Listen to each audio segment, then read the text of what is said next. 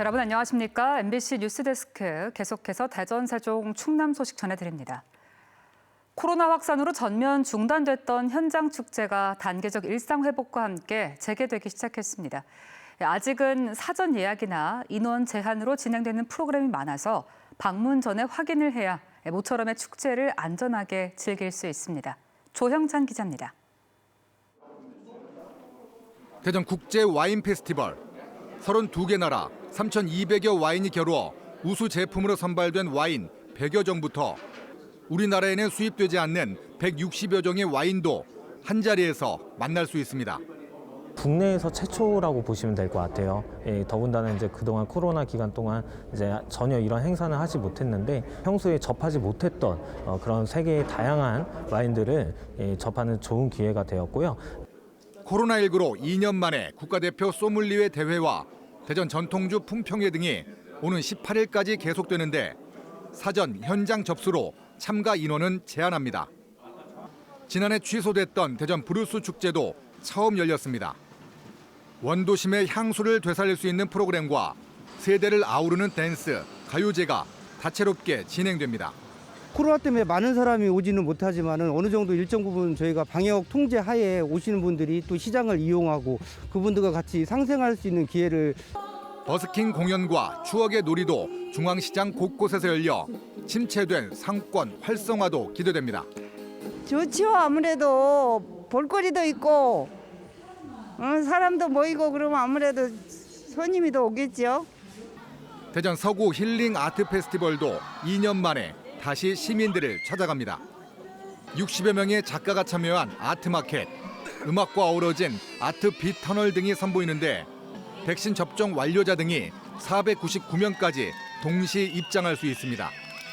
태안 생태 탐방로를 걸으며 해안 사구의 절경을 감상하는 대한민국 사구 축제와 예산 의 좋은 형제 축제가 열리는 등 위드 코로나 시대 다양한 가을 축제가 답답하고 지친 시민들을 찾아갑니다. MBC 뉴스 조형찬입니다. 지난 8일 개막한 2021 대전 국제 와인 페스티벌이 주말을 맞아 와인 페어 등 시민 참여 행사들로 꾸며져 대전 컨벤션 센터 일대에서 펼쳐지고 있습니다.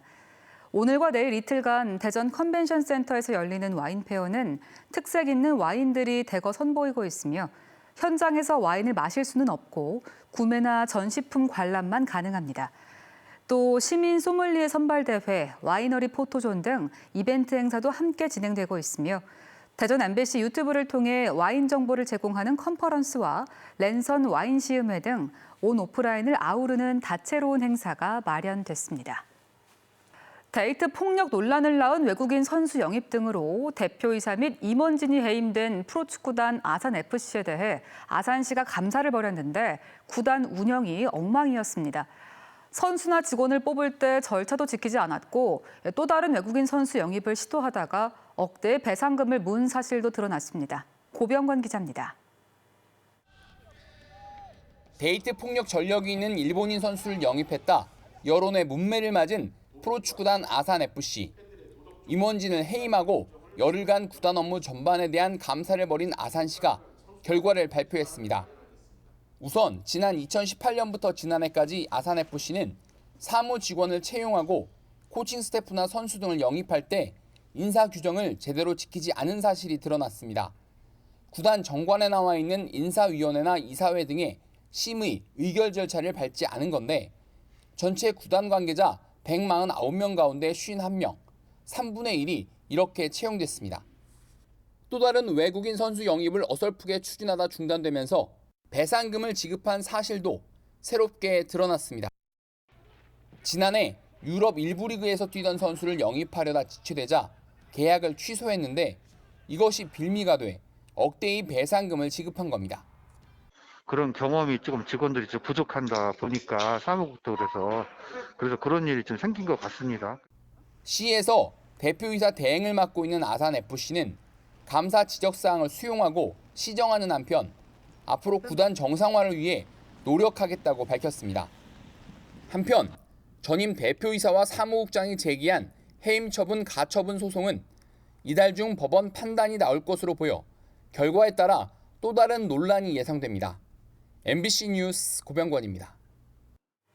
주말인 오늘 우리 지역은 낮부터 기온이 차차 오르면서 비교적 포근한 가운데 구름 많이 끼는 날씨를 보였습니다. 휴일인 내일도 아침 최저 기온은 2도에서 10도, 낮 최고 기온은 17도에서 18도 분포로 큰 추위는 없겠지만 오전에는 내륙을 중심으로 가시거리 200m 미만의 안개가 끼는 곳이 많겠습니다. 또 내일 낮 충남권에는 바람이 시속 15에서 30km로 비교적 강하게 불어 산불 등 화재 예방에 각별한 주의가 요구됩니다. 보령 해저터널 개통을 기념하는 마라톤 대회가 동호인 등 4천여 명이 참가한 가운데 보령시 일대에서 펼쳐졌습니다. 오늘 대회는 대천 한화리조트 앞 공영 주차장을 출발해 보령 해저터널 입구를 돌아오는 구간으로 하프마라톤과 10km, 5km 코스로 진행됐으며 참가자 모두 코로나19 백신 접종을 완료했거나 대회 전 음성 판정을 받았습니다. 이달 말 개통 예정인 보령 해저터널은 길이 6.93km로 국내에서 가장 긴 해저터널로 대천항과 안면도까지의 통행 시간이 90분에서 10분으로 단축됩니다. 당진시가 오늘 고려대와 한국청년지속가능발전 포럼 등과 함께 지속가능발전 기본법 제정을 촉구하는 당진 선언문을 채택했습니다. 메타버스 플랫폼과 당진 종합복지타운 등 온 오프라인을 통해 열린 이번 행사는 지속가능 발전을 위한 실천을 촉구하고 청년의 보다 적극적인 참여를 보장하기 위해 마련됐습니다. 대전 소방본부가 전국 최초로 119 구급대 이송 지침을 제정해 운영합니다. 대전 소방본부와 충남대병원이 협력해 개발한 대전 119 구급대 이송 지침은 환자 증상과 혈압, 맥박 등 생체 징후를 평가해 응급 환자의 중증도를 분류하는 시스템입니다. 지금까지 대전이었습니다.